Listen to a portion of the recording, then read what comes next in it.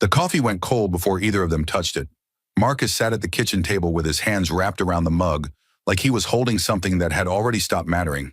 He wore civilian clothes, a plain gray shirt, no rank, no insignia, nothing to tell a stranger who he was. It didn't help. He looked like a general the way a locked door looks like wood. The shape was right. The substance underneath was something else entirely. Elias sat across from him with 3 folders open and a pen behind each ear, and a 4th one clicking in his hand that he wasn't aware he was clicking. His notes filled every margin, English on one page, Keth script on the next, is something in between on the third that looked like shorthand but was a private notation system he had built for himself at 22, because no existing system moved fast enough for his brain. The kitchen smelled like burnt toast that neither of them had eaten. "They'll listen," Elias said. He didn't look up from the folder. He said it the way a person says something they've been saying to themselves for weeks. Worn flat, the shine gone, but the belief still solid underneath, like bone under skin. Marcus looked at him. "They won't. Then I'll make them." Marcus picked up his cold coffee, drank it. 28 years of field tents and command posts had simply removed the ability to care about temperature. His body had reclassified it the same way it had reclassified a lot of things. Not gone, just filed somewhere that didn't interrupt work. Elias looked up.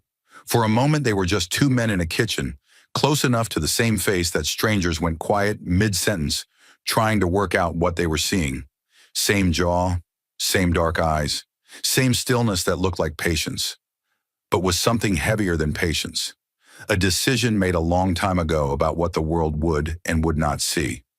"I need you to not do anything," Elias said. "I'm not doing anything. I need you to keep not doing anything, whatever happens." Marcus set the mug down, parallel to the table edge, precise, the way he placed everything. "Elias, whatever happens," the words came out like a door closing from the inside, quiet, final. Marcus didn't answer. He looked at the folders, the Keth script in the margins. He had all the words his brother had learned so that other people could stay afraid of nothing. Elias left with his folders under his arm. Marcus watched him go. The kitchen stayed quiet. The coffee stayed cold. Outside the window, the city moved the way cities always move. Indifferent, bright, completely unaware that 2 men had just said everything they would say to each other for a very long time.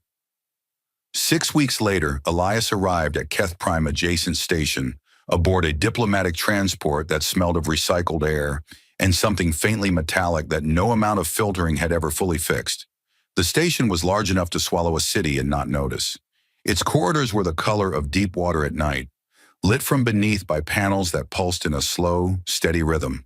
In his research said this was the Keth biological equivalent of background sound, something between music and breathing. He found it calming. He suspected that was not the intent.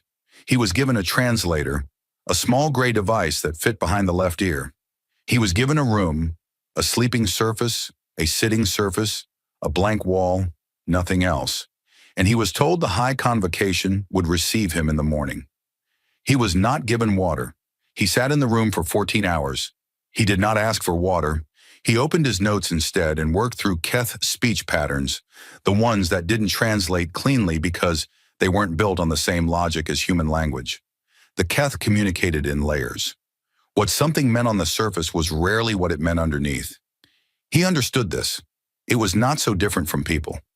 In the margin of the last page, in handwriting no one was ever meant to read, he wrote, Marcus would have already counted the exits. He put the pen down. He looked at the room. 3 exits.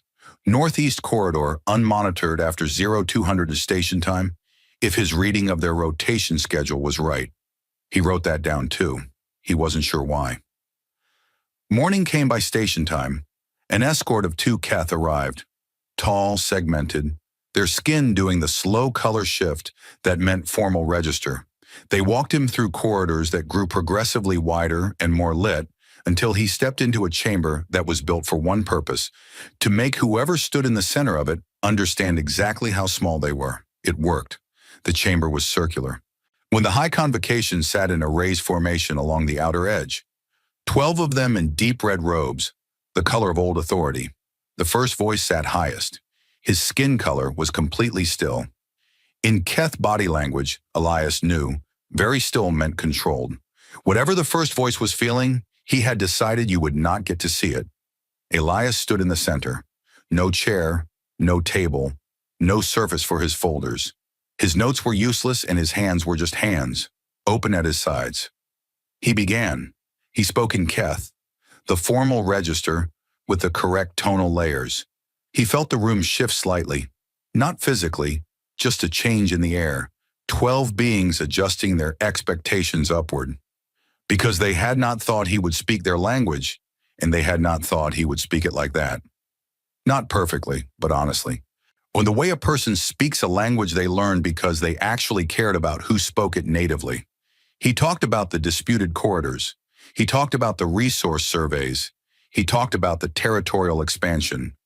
Careful never to say incursion, careful to say expansion, careful to frame it as a thing that had happened rather than a thing that had been deliberately done. Because his job was not to be right. His job was to find the door.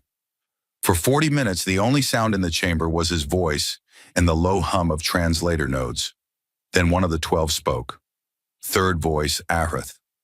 Lower in the formation, his robe a shade between red and the color of water at evening. His skin color was active, shifting slowly, which meant he was actually thinking, not performing the stillness that authority required. He asked about human resource sharing structures, whether the surplus models Elias had described actually functioned at the scale claimed, or whether they were political promises dressed up as logistics. It was a real question. Technical, precise, from someone who had read the proposal and engaged with it as a real thing.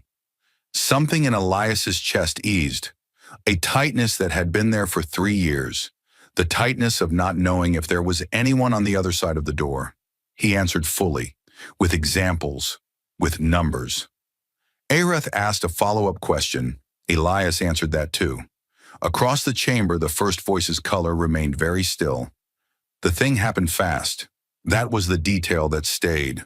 Not the act itself, but the speed of it. The complete absence of ceremony, no announcement, no formal charge. The guards simply stepped forward the way people step forward to complete a task that has already been decided somewhere else by someone who didn't think the room needed to know in advance. Elias had time for one thought, not a useful thought, not a brave one. Just 3 exits. The translation earpiece kept working. It was still warm against his ear, still doing its job with complete mechanical faithfulness, feeding him words in a language he had spent 3 years learning, because he had believed, truly believed, that learning someone's language was the first act of peace, that it was the thing that started the door opening. The earpiece told him the Keth guards were reciting a formal completion of duty phrase. It told him the weather on Keth Prime was expected to be clear for the next 4 cycles. It told him third voice Ahrith had risen from his seat. The translation of the formal posture was something between objection and grief, but the first voice's color had gone flat white, the color of finality, of something already done. And no one was going to say anything into that color.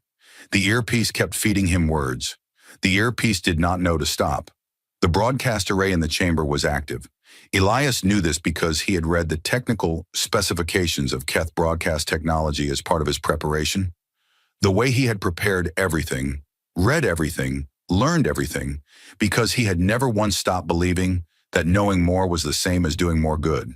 The signal went out on the standard Keth frequency, the one that every civilization with a receiver was tuned to, because the Keth had announced 3 days prior that there would be a significant diplomatic development. Every species with a receiver got the same feed, humanity included. The earpiece kept feeding him words until the signal cut.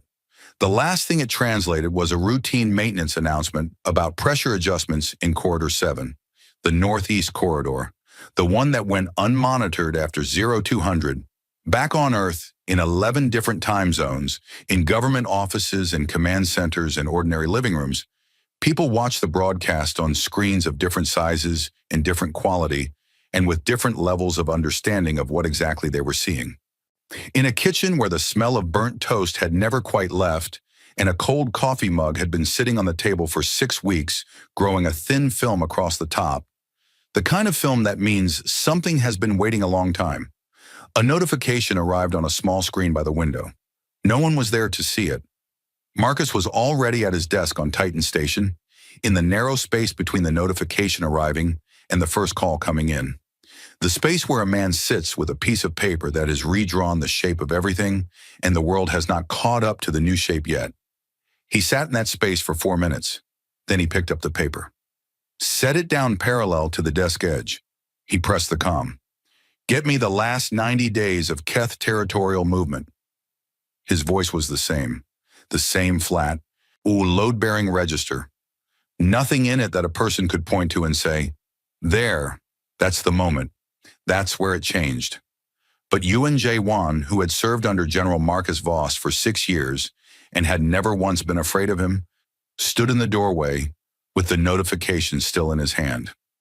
He was afraid now, not of Marcus, of the thing that Marcus had become in 4 minutes alone with a piece of paper and a decision that the rest of the galaxy did not yet know had been made. The rest of the galaxy would find out. The notification came at 0340 station time, which meant Yuan J. Wan had been awake for 22 hours and had another 6 ahead of him before anything like sleep was possible. He read it on his screen, read it again, sat very still for a moment in the way of a person whose brain is doing something complicated and needs the body to stop moving while it works. Then he printed it, on paper, old habit from his training days. Some information you don't carry on a screen you might put down somewhere. Some information belongs in your hand. He walked to the general's office. The door was open, the way it was always open when Marcus was working late, which was most nights, which meant the door being open was not a signal of anything except that Marcus Voss was a man who did not close doors he didn't have to close. Ewan had worked out over 6 years that this was because closing a door takes half a second, and Marcus had long ago added up all the half seconds of his life and reallocated them to something else. He knocked on the frame anyway. Marcus looked up from the star charts on his desk. The charts were spread edge to edge, outer rim boundary maps, supply line overlays, the kind of documents that meant Marcus was working 3 problems ahead of wherever the current problem officially stood. His eyes moved to Ewan's face first, then to the paper in Ewan's hand. Something about the paper, the fact of it being paper. Marcus knew before Ewan said a word. Ewan crossed the room, put the notification on the desk, stepped back 2 paces, which was not a standard military distance.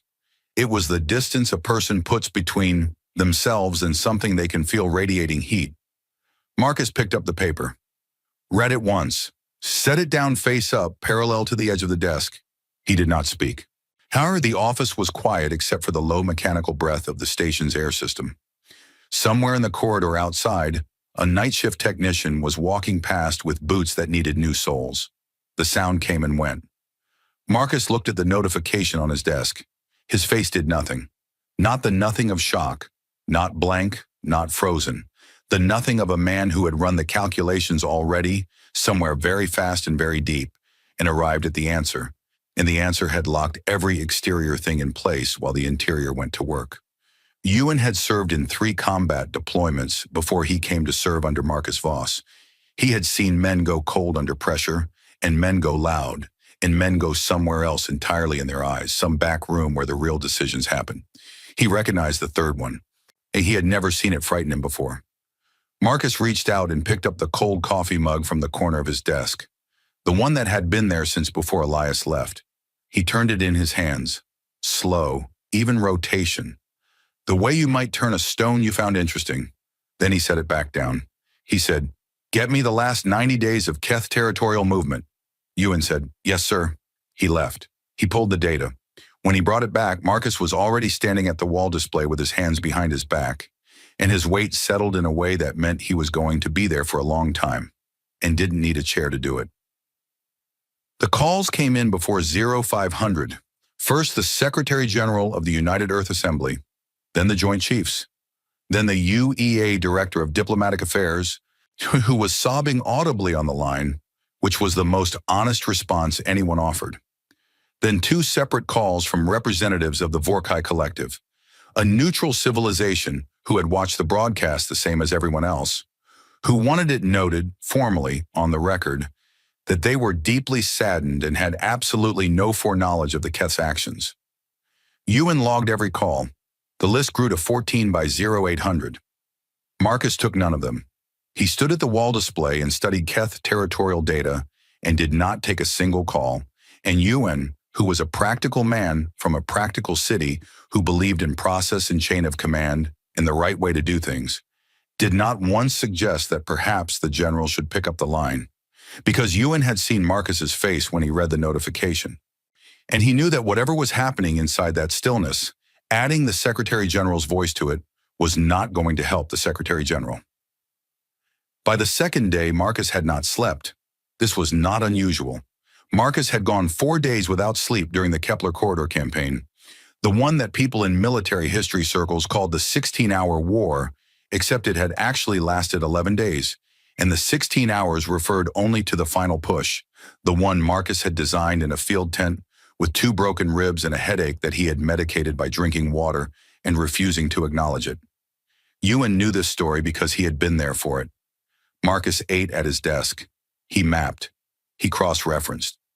He pulled intelligence files that were technically outside his operational clearance, and no one said anything because no one was prepared to be the person who told Marcus Voss his access was restricted. Not this week. He pulled Elias's full diplomatic file, the 9 attempts at formal contact with the Keth Dominion, all rejected, ignored, or simply returned unopened. Elias's proposals, the resource-sharing frameworks, the corridor demilitarization models, the pages and pages and pages of work that represented 3 years of a man who was very good at his job doing his job as well as it could possibly be done. Marcus read it all, once carefully, the way he read military intelligence. Not for feeling, but for structure, for what was there and what wasn't, for what the documents revealed about the shape of the thing they were describing. And he read Elias's proposal, and he read the Keth's territorial movement, and then he sat at his desk for a long time, with both sets of documents in front of him, and his hands flat on the desk surface, and his eyes moving between the two. Then he began to write. On the 5th day, Ewan was called into the office for a briefing. It lasted 40 minutes. Marcus stood at the display the whole time and never once looked at his notes because there were no notes. The entire thing was in his head, structured and sequenced and complete. He talked about supply routes and logistical choke points and orbital approach vectors and 17 specific Keth infrastructure installations and why each one mattered and in what order and with what precision. He talked about warning windows, how long each target needed to be warned before a strike to guarantee civilian evacuation. He had calculated these individually, each one different, each one calibrated to the specific population, density, and exit route capacity of that installation. Ewan wrote as fast as he could. His handwriting, normally small and precise, spread out across the page and lost its angles. Not because the information was difficult, because he understood what he was hearing, because he was watching a man take 3 years of his brother's diplomatic proposals and translate them into a different language, the only language that the Keth had ever demonstrated they were willing to hear. When Marcus stopped talking, the room was very quiet. Ewan looked at his notes, then at Marcus. Sir, he said, what this is going to take? I know what it's going to take. The assembly will want to be consulted. Yes. Are you going to consult them? Marcus looked at him. Ewan wrote something else on his pad, something small in the margin. Later, he would not remember exactly what it was, only that writing it made him feel slightly better in the way that small, definite actions make people feel slightly better when the large, indefinite thing is too large to hold. Get me Admiral Chen and General Park, Marcus said, and get me the Keth standard broadcast frequency specifications. The broadcast frequency. Yes. Ewan looked up. That's the frequency they use for the... I know what it's for. Elias's last communication arrived via diplomatic pouch on the 6th day. It had been recovered from the station before the Keth purged the official records. It wasn't marked urgent. It wasn't marked anything. It was just a standard diplomatic packet held up by 3 weeks of routing delays and the ordinary bureaucratic slowness of objects moving through space. Ewan brought it to Marcus personally, Inside was a folder of notes from Elias's preparation period, the Keth speech patterns, the formal register breakdowns, a draft of his opening remarks. Ordinary work, the kind of thing that goes in the recycler after the mission is done. In the margin of the last page, in handwriting that was smaller and more cramped than the rest, the handwriting of a man writing something he hadn't planned to write, was a single line. 3 exits, NE corridor, unmonitored after 0200. A Marcus would have already used 2 of them. Marcus read it once. He folded the paper along a clean crease, put it in the left chest pocket of his uniform, pressed his hand flat against the pocket for a moment. Not a gesture of grief, not a gesture of anything that had a name. Just a man making sure something was where he put it. He did not take it out again. On the corner of his desk, the coffee mug was still sitting where it had been for 6 days. Thin film across the top. Something that had been waiting. Marcus picked it up, carried it to the recycler by the door, dropped it in, walked back to his desk. The notification was still there, face up, parallel to the edge. Marcus picked it up too. Read it one last time, though he didn't need to read it. He had read it once, and it had not moved since. He just looked at it in the way of a person who is about to put something down and needs one final moment with the weight of it in their hands. He folded it once, put it in the recycler with the mug. He sat down. He pulled up the Keth star maps on his display, the full territorial charts, every system, every installation, every supply route marked in the clean geometric lines of Keth cartography. And he began to read them, the way Elias used to read briefing packets. Carefully, completely. Every word, every margin note, every small detail that other people skipped over because they didn't think the small details mattered. Elias had always said the small details were where the door was. Marcus read the maps until the station morning came. He didn't sleep. He didn't need to. But he was inside the problem now, all the way inside it. And the problem had a shape, and the shape had a solution. And the solution was not what the Keth High Convocation, sitting on their broadcast signal and their flat white certainty, had any framework to anticipate. They had killed a man who believed in words. They did not know his brother believed in something older and more final. Not destruction, not rage, but the very simple and very devastating idea that every problem has a correct answer, and that finding it is just a matter of being willing to do the work. Marcus was willing to do the work. He always had been. Ewan arrived at 0600 to find the maps still lit and Marcus still reading, and 2 cold cups of coffee on the desk that no one had touched. He picked one up, drank it cold. He didn't say anything. When he had been doing this long enough to know when to be quiet and when a room was already full. He sat down at his station and opened his logs and began preparing the documents that would need to be prepared, because that was his job. And his job was the thing he had. Outside the station's observation port, the stars sat where they had always sat, patient and indifferent and very, very far away. The Keth Dominion was out there somewhere in that dark, settled in its certainty, reading its own silence as the end of the conversation. It was not the end of the conversation. Marcus turned a page. The first strike happened on a Tuesday. Not that Tuesday meant anything in deep space. There were no Tuesdays out past the rim, or just station time and ship time, and the arbitrary numbers people imposed on darkness to keep themselves from losing track of who they were. But the people back on Earth noted the day. They noted a lot of things in the weeks that followed, because they needed somewhere to put their hands while the larger event was happening, and details were something to hold. The target was Resupply Station Keth 7, a logistics hub in the disputed corridor zone. Fuel reserves, maintenance equipment, automated cargo processing, no weapons, no military command staff. The installation's workforce was 312 Keth civilians and a rotation of 62 military logistics personnel. A warning went out 38 minutes before the strike. Precise window. Long enough for everyone to get out, ain't short enough that no one could get military assets repositioned in time to matter. The warning was transmitted in Keth, formal register, correct tonal layers. It said, evacuate. You have 38 minutes. This is not a mistake. They evacuated. All 374 personnel. The last ship cleared the station's perimeter with 4 minutes to spare. Then the station wasn't there anymore. The second strike followed 6 days later, then the third, then a fourth and fifth inside the same week. 17 installations total across 3 months. Each one a resupply hub, a fuel depot, a logistics processing center. Each one warned. Each one emptied before the strike.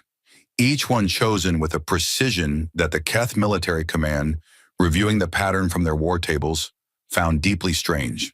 When the strangeness was this, Marcus was not hitting things that hurt, he was hitting things that stopped.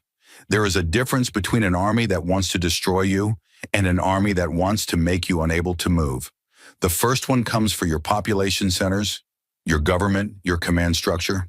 The second one comes for your fuel, your supply chains, your ability to push your territorial boundary forward by 0.4 light years per cycle. The Keth territorial expansion, which had been moving with the slow mechanical confidence of something that had never been interrupted, stopped. Not because they were losing ships, not because their military was weakened, because they couldn't refuel what they had, couldn't resupply what was deployed, couldn't sustain the slow outward pressure that had been the spine of their strategy for 30 years. They were a hand pushing against something that had simply stepped sideways. The hand was still a hand. It just had nothing to push against anymore. On the other side of a very large stretch of space, in a small office on a station belonging to the Sindathi hegemony, a civilization that had in recent years found it convenient to supply certain Keth infrastructure contracts without making this information particularly public. An analyst named Vesa 4 Thornweave was having a bad month. She was an intelligence specialist, had been for 19 years.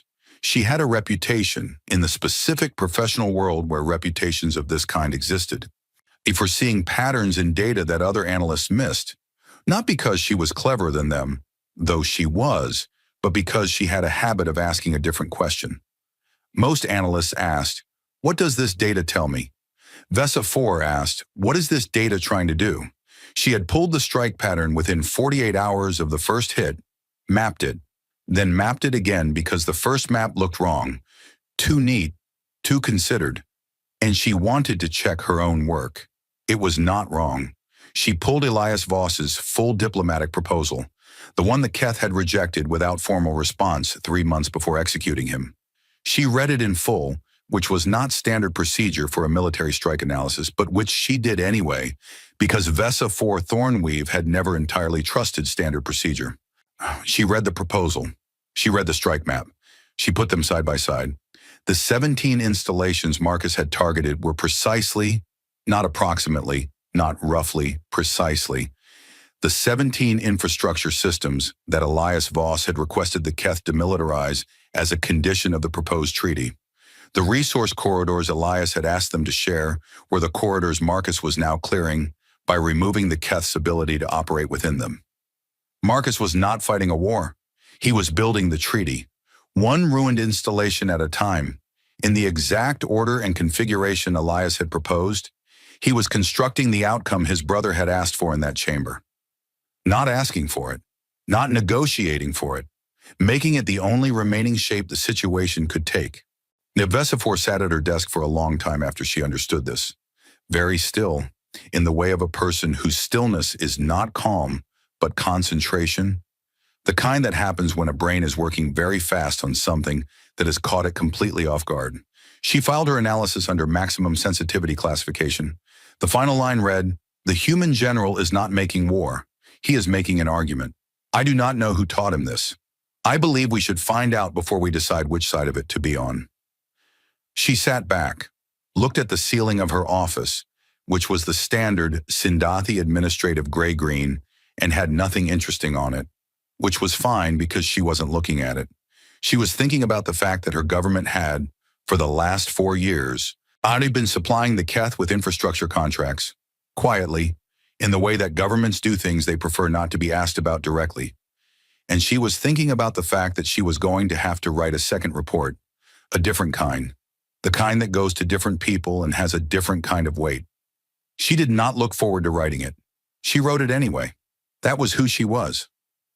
On Titan Station, Marcus slept 4 hours a night, ate at his desk, spoke rarely. His command staff had developed over the weeks of the campaign a specific kind of awareness. Not fear exactly, not tension, but a heightened attentiveness.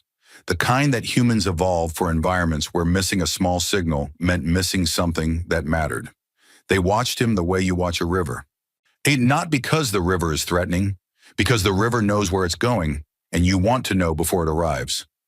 When Marcus spoke, people acted within seconds.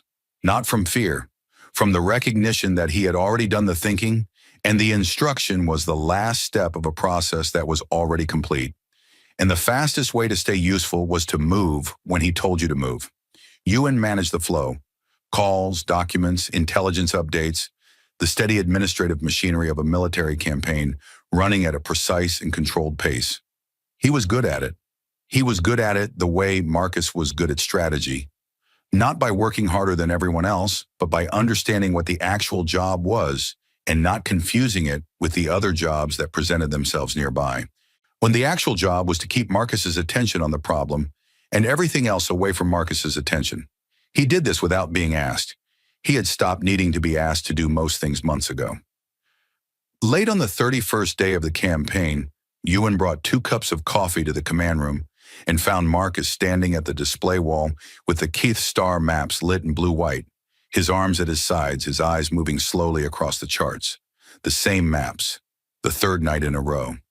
Ewan put 1 cup near Marcus's right hand, left it there, stepped back. He'd learned not to ask during the map reading. The first time he'd asked, 2 weeks into the campaign, tired and curious in the small hours. Marcus had looked at him with an expression that wasn't unfriendly, but that had clearly arrived from somewhere very far away, and had said nothing, and Ewan had understood that some things weren't going to be explained, and deciding whether to be bothered by that was his problem to solve, not Marcus's. He had decided not to be bothered by it. He picked up his own cup, drank it, stood in a corner of the room that was out of the light, and watched his general read a star map the way a person reads a letter from someone who was no longer here to explain what they meant. The maps had been Elias's territory. The disputed corridors, the resource systems, the 17 installations. Those were the things Elias had spent 3 years trying to talk about. Marcus had spent 3 months learning them from the other direction, from the inside, from the angle of a man who needed to understand every piece before he could put it back the way it was supposed to be. Ewan thought about saying this out loud. He decided against it. Some observations belonged to the person who made them, and nowhere else. He finished his coffee, cold, put the cup down quietly. On the display wall, the Keth Dominion spread across 40 light-years in clean geometric lines. Systems, stations, supply routes, all the infrastructure of a civilization that had decided other civilizations were problems to be managed and had built itself accordingly. 14 of the 17 installations were already gone. Warned, evacuated, removed. 3 remained. Marcus raised one hand and touched the display. Not a tactical gesture, not pointing at a target. Just a fingertip against the surface, against the light of a specific system near the Keth territorial boundary. The system at the center of Elias's proposed demilitarization zone. The system Elias had called in his proposal the beginning of a possible shared future. Marcus lowered his hand. 3 left, he said. Not to Ewan, not to anyone. Just the fact of it, spoken into the room. Ewan said nothing. Marcus turned away from the display, sat down, pulled a different set of documents. Not maps this time, but the kind of dense legal framework text that made Ewan's eyes go blurry within 10 minutes of looking at it. He read it with the same complete attention he had given the maps. Ewan recognized the documents after a moment. When they were Elias's treaty proposal. Not the summary, not the briefing version, the full draft. 73 pages of specific, carefully constructed framework that 3 years of work had built, and a single flat white decision had never bothered to read. Marcus read it the way he read everything. Completely, without hurrying, without skipping to the conclusion. Page by page, the way you read something when you intend to know it, rather than just know about it.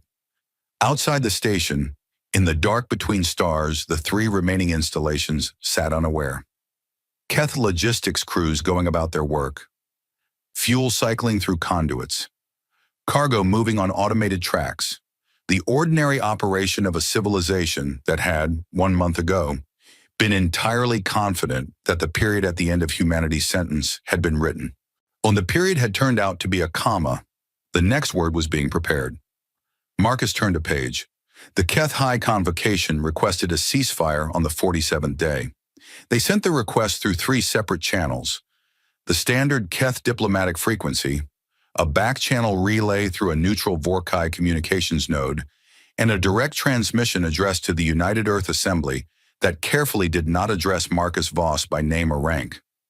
This last detail was noted by everyone who read it and commented on by no one, because everyone who read it understood what the omission meant. The Keth High Convocation had never in their recorded history addressed a military opponent directly. Doing so would mean classifying the opponent as an equal. They were not ready to do that. They were, however, ready to stop losing fuel depots. The ceasefire request asked for a 40-day pause in hostilities to allow formal diplomatic engagement to resume. It referenced in careful language the established protocols for inter-civilizational conflict resolution. It was correctly formatted, procedurally exact, the work of a government that understood the mechanics of diplomacy, even when it had chosen, for 30 years, not to use them. Marcus read it, handed it to Ewan without a word. Ewan asked if there was a response. Marcus said, "Tell them we'll speak when the last 3 installations are addressed." Ewan said, "Sir, the Assembly is going to..." "Tell them," Ewan told them. The Assembly's response came in 4 hours later and took considerably longer than 4 hours to fully process, because it arrived in 7 separate messages from 5 different departments and contained 42 requests for consultation, 18 expressions of concern, and 1 strongly worded note from the Secretary General that Ewan read, summarized into a single sentence, and then did not read to Marcus because the single sentence was, "The Secretary General is unhappy," and Marcus already knew this. The ceasefire request was declined. The Keth tried a different approach on the 53rd day. They sent third voice Ahreth, not through official channels, not with the formal bureaucratic weight of a convocation decision, a direct personal transmission addressed him correctly, specifically, Ash by rank and full name, to General Marcus Voss of the United Earth Assembly Armed Forces. It arrived at 0230 station time. Ewan was awake. He was always awake at 0230 now.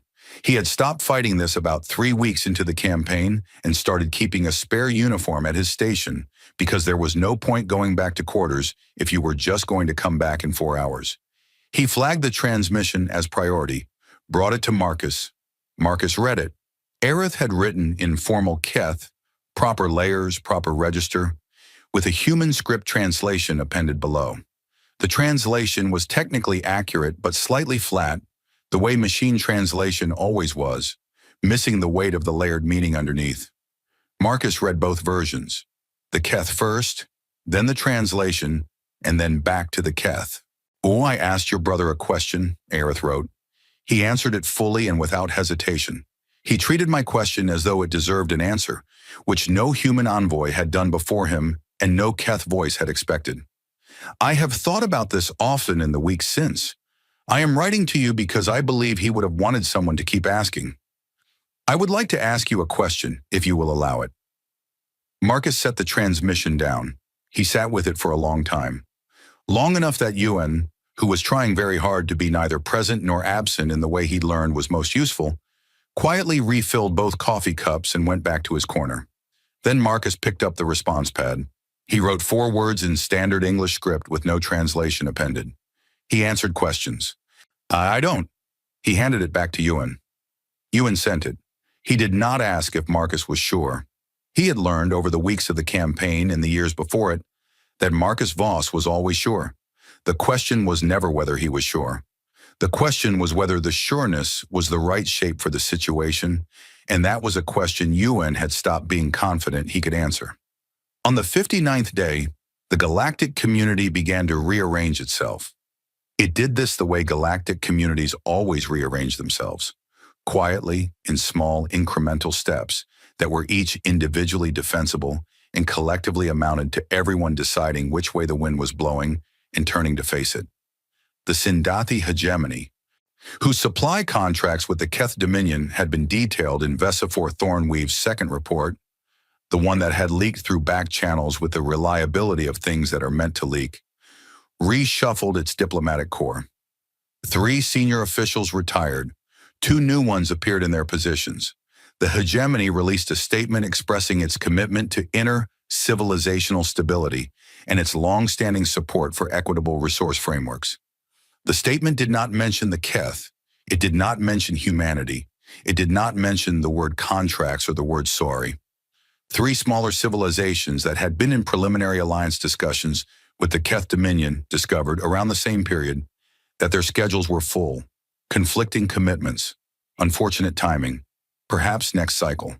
And the Vorkai Collective, the civilization that had watched Elias die on a live broadcast and issued a condolence note the following morning, issued a second statement. This one was longer. This one used phrases like demonstrated restraint consistent with established norms of proportional response and readiness to facilitate constructive dialogue between parties. It noted that the Vorkai had maintained a position of principled neutrality throughout the current conflict, and that this neutrality had given them a clear view of the situation's development. It ended by expressing that the Vorkai stood ready to support a framework for lasting peace. This was diplomatic language for, we would like to be friends with whoever is still standing. Marcus received the Vorkai communique at 1400 on the 61st day. He read it. Wing handed it to Ewan. File it, he said. Under what heading, sir? Marcus looked at the ceiling for a moment. Not in thought. He had already thought. In something more like the patience you have for things that are inevitable, but still slightly tedious. Too late to matter. Too useful to ignore. Ewan wrote that on the file tab, verbatim. He had stopped editorializing Marcus's words weeks ago. The 63rd day brought the 16th installation, same procedure. Warning issued, specific window. Keth personnel evacuated, all 108 of them, including a maintenance crew that had been running an emergency repair and needed 6 extra minutes and got them, because Marcus had built 6 extra minutes into the window. The installation was gone before local Keth command could respond with anything except traffic on channels that Marcus's team monitored and Ewan logged. The 16th strike, 1 remaining. Vesifor. Thornweave was not sleeping well. This was not unusual for her during active situations. She had a brain that treated problems like chew toys and found it difficult to put them down even in the dark hours when the office was empty and the displays were on standby, and there was technically nothing to do. But the current situation was keeping her awake in a different way. Not because she couldn't solve the problem, because she had solved it. She had seen what Marcus was doing within the first 2 weeks. She had written it down. She had watched it unfold with the particular feeling of watching a proof you wrote correctly be demonstrated in practice. A feeling that was partly satisfaction and partly something much more uncomfortable that she had difficulty naming. What she could not stop thinking about in the dark of her quarters at 0300 station time was the clause she hadn't been able to analyze. The warning transmissions. Marcus's team sent the warnings in Keth. Formal register, correct tonal layers. The kind of Keth that took serious study to produce correctly. Not just vocabulary, but the layered meaning structures, the communication architecture that took years to learn. She had pulled the linguistic analysis on the transmissions. Wa compared them to the linguistic analysis on Elias Voss's official communications from his 3 years as Earth's diplomatic envoy. Same register, same layering approach, same specific construction choices in the formal greeting structure. Marcus Voss had learned to speak to the Keth the way his brother had spoken to them. Not to negotiate, not to ask, just in the warnings. In the part that said, get out, you have time. This is not a mistake. In that part, he was speaking in the voice his brother had spent a career building. Vesifor was a person who believed in being precise about what things meant. She sat with this specific thing for several nights before she was precise enough about it. What it meant was, Marcus Voss had not separated the war from the diplomacy. He had run them as a single operation. Every strike had been the military half of an argument, and every warning had been the diplomatic half. And the argument was the same argument Elias had made in that chamber, And the language was the same language, and the only difference was that this time no one could choose not to listen. She wrote this down. Third report, personal file, not official. Just for herself, because she was a person who needed to write things down to understand them fully. She wrote, he finished his brother's sentence. He just used a different grammar. She reread it. She left it as it was. Late on the 71st night of the campaign, Ewan found Marcus standing at the observation port in the empty briefing room next to the command center. Not the star maps this time, just the port, the actual physical port. Eye looking out at actual physical dark, at the stars sitting still in the distance, and the Keth territorial boundary somewhere out past where the eye could reach. Ewan stood in the doorway. After a moment, Marcus said, he used to say there is always a next word. Ewan said nothing. When a conversation went silent, when the other side stopped responding, he said silence was not a wall. He said it was just a word you hadn't found yet. The station breathed. Somewhere deep in the infrastructure, something cycled and was quiet again. One installation left, Marcus said. Not to Ewan, not to anyone. Just the fact of it, the weight of where they were in the shape of things. Ewan looked at his general's face in the dim light of the observation port and saw something there that he had not seen in 71 days of the campaign. Not grief, not exhaustion, but the specific expression of a man who is almost at the end of a very long walk and can see finally what he has been walking toward. He left Marcus at the port, got 2 cups of coffee from the machine in the corridor, came back, put one on the table near the port where Marcus could reach it if he wanted it. He sat down in a chair in the corner that was out of the light.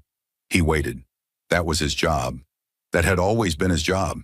And in 71 days of watching Marcus Voss work, he had come to understand that the job was not a small one. That the person who holds the space around a man who is carrying something enormous is carrying something enormous too, just of a different kind, and that both things needed to be carried to the end. He waited. Outside the port, the stars were where they had always been. The 17th installation was still there, not for much longer. The 17th installation was warned at 0600, 90-minute window. The longest one Marcus had given. There were 240 personnel on site, including a crew that had been running a deep maintenance cycle on the facility's lower levels and needed extra routing time to reach the emergency transport bays. Marcus had known about the maintenance crew. He had built the 90 minutes around them. They all got out. Then it was gone. The Keth High Convocation's response arrived 4 hours later. One line, no tonal layers, no formal register, just the flat practical Keth of a people who had run out of the other kind. We will discuss terms. Marcus read it, set it down parallel to the desk edge, looked at Ewan. Tell them we'll come to them, he said. Standard diplomatic transport, 3 days. Ewan sent it. The reply came back in 40 minutes. Agreed. He waited for Marcus to say something else. Marcus had already returned to the documents on his desk. Not star maps, not intelligence files, the treaty proposal. Elias's 73 pages, which Marcus had read completely at least 4 times over the course of the campaign, and which were now covered in small, precise margin notes in a handwriting that was not Elias's, but that had, over the weeks, developed a similar quality. Careful, complete, nothing wasted. Sir, Ewan said, the Assembly will want to send a diplomatic team. Standard procedure for surrender proceedings is, I know what standard procedure is. You're going yourself. It was not a question. Ewan had learned many weeks ago that asking Marcus Voss questions he already knew the answer to was a way of filling space that the silence was doing better. Get me transport, Marcus said. Yes, sir. Ewan paused. Do you want me with you? Marcus looked up. It was a brief look, the kind he gave when something surprised him slightly, not the emotion of surprise, but the mild recalibration of a man who had not expected a question and was now quickly assessing it. Yes, he said. Ewan nodded. He went to arrange the transport. Honey, he did not say that he was glad, or that it mattered to him, or any of the things that were true and that neither of them were going to say. He just went and did the next thing. That was how they worked. The Keth negotiation station was not Keth Prime adjacent. It was smaller, a secondary facility in the disputed corridor zone, chosen, Marcus suspected, because it was neutral ground in the sense that both sides had recently been doing things near it that neither preferred to do on their home territory. They docked at 1400 station time. Marcus and Ewan and two officers who were there for documentation and who both understood that their job was to be as quiet and present as furniture. The Keth met them at the docking bay, not guards, protocol officers, a formality distinction that mattered. The protocol officers meant they were treating this as a diplomatic event. Marcus noted this without comment. They were walk-through corridors that were different from the ones Elias had described in his briefing notes. Lower light, quieter. The slow rhythmic pulsing of the panels was at a different frequency. Not the ambient calm of Keth Prime adjacent, but something slightly faster. An elevated register, the biological equivalent of a room that knows the meeting it's hosting matters. The negotiation chamber was smaller than Elias's execution chamber. Rectangular, a table, 4 chairs on each side, no raised formation, no architecture of dominance. Either the Keth had built the room specifically for this function, or they had chosen it specifically because it didn't look like anywhere authority had previously sat. Marcus sat across from First Voice Drath Ven and 5 convocation members. He sat still in the way he always sat still. Not performing it, not achieving it, simply the absence of the thing that would require it. 3 of the Keth officials later separately described him as unreadable in a way that was itself a kind of message, which was the closest any of them came to articulating what it felt like to be in a room with Marcus Voss at the end of a very long argument. At the far end of the table, Third Voice Akrath sat in the last chair. He looked at Marcus from the moment he came in, not with hostility, with the specific attention of a person who had been thinking about someone for a long time and was now measuring the reality against the idea. The room was quiet. Akrath spoke first. Formal register, correct layering. Why, the Keth, that meant you were treating something as deserving of care. He said, your brother believed we were capable of more. Marcus looked at him, a long, level look. He was right, Marcus said. A pause. The room held it. That's why we're at this table instead of a debris field. The terms took 4 hours to formalize. Marcus did not negotiate them. He presented them. There is a distinction. Negotiation implies the possibility of adjustment, and the terms Marcus presented were not adjustable in the way that the room's current geometry was not adjustable. They were the terms because they were the terms, and the shape of the last 3 months had made them the only remaining terms, and the Keth High Convocation. In working through the formal process with the practical exhaustion of people who have been outmaneuvered by the same argument 17 times, signed where they were asked to sign. Demilitarization of the 17 corridor systems. Elias's first ask. Resource sharing framework for the disputed zone. Elias's second ask. A war crimes tribunal for the execution to be composed exclusively of Keth judiciary. Marcus had not asked for human involvement in this.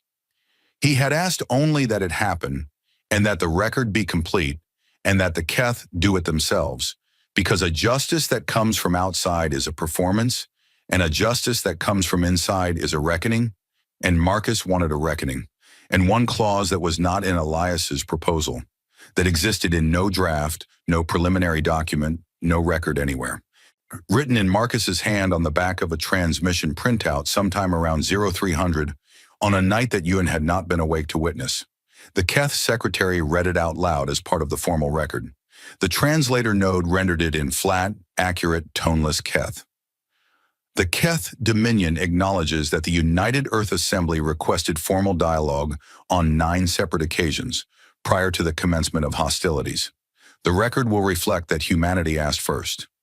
No one argued the clause, not because they agreed with it, though Akrath's color shift suggested he might have, because they were not at this point in the proceedings in a position to argue anything, and they knew it, and Marcus knew they knew it, and none of this needed to be said. The pen moved across the paper. The room was quiet. Marcus reached into the left breast pocket of his uniform. He had reached into that pocket hundreds of times over the past 3 months, checking, confirming, the small unconscious gesture of making sure something was still where he put it. He had never taken it out. He took it out now. Elias's translation earpiece. Small, gray, ordinary looking. The kind of device that came in a standard diplomatic kit and was not particularly remarkable, except for the specific way it had continued doing its job with complete mechanical faithfulness after everything else stopped. He set it on the table, in the center, between himself and the first voice. He did not look at it. He did not explain it. He did not look at Arith. Though Arith was looking at it with the expression of a man who had read enough human briefing documents to understand exactly what he was seeing. Marcus had already stood. Ewan gathered the documents. The two officers gathered their things. The protocol formalities were completed with the appropriate language. They walked back to the docking bay. Marcus did not look back. The treaty terms went out on the Keth standard broadcast frequency, the same one they had used for the execution. Every civilization with a receiver got the same feed, the same way they had gotten the same feed 3 months ago, when the Keth had used the frequency to send a message about what humanity's sentence looked like with a period at the end. This time they read the terms: the corridor demilitarization, the resource framework, the tribunal clause. What of the handwritten edition about 9 requests for dialogue. In offices and command centers and ordinary rooms across 40 light years, people read the broadcast and made decisions about what it meant. On the Sindathi hegemony station, Vesa 4 Thornweave read the terms at her desk. She read them twice. She read the handwritten clause 3 times. She opened her personal log. Not an official report, not an analysis document with a classification level. Just the log she kept because she was a person who had always believed that some things needed to be written down simply to be true in the way they deserved to be true. She wrote, "Humanity sent a man who believed in words. Then they sent a man who knew what words cost. The frightening part, the part I will be thinking about for a long time, is that they were making the same argument. They always intended to build the table. They just needed someone to teach the rest of us what the table was worth." She read it back. She left it. She closed the log, opened her official file, began writing the 3rd report, the one that her government had been waiting for, the one about what posture the Sindathi hegemony should adopt in the current post-conflict period. She wrote it carefully, honestly. She named the supply contracts. She named the failures. She named the correction that was required. It was not a comfortable report. It would not make her popular in certain offices. She filed it anyway. That was who she was. The ship carrying Marcus and Ewan back to Earth had a standard transit time of 11 days, which meant 11 days of operational standby. Not the pause of peace, but the different quality of quiet that comes when the active work is done, and the machinery of aftermath has not fully started yet. Ewan dealt with the correspondence. There was a great deal of it. The Secretary General, the Joint Chiefs, the Vorkai Collective, who had sent 3 separate messages now, each warmer than the last, as though warmth applied in sufficient quantity would retroactively rewrite the condolence note. Several alien diplomats whose civilizations had not been involved in the conflict, but who had been watching with the focused attention of people taking notes for future reference. He dealt with all of it. He kept Marcus's space clear the way he had kept it clear for 3 months, and he felt, in a way he had not expected to feel, that the 11 days of transit were something he needed as much as Marcus did. A threshold, a space between what had been happening and whatever came next. On the 4th day of transit, he brought 2 cups of coffee to the small common area adjacent to the command space and found Marcus sitting at the table with the Keth star maps in front of him, the same maps. Ewan sat down across from him.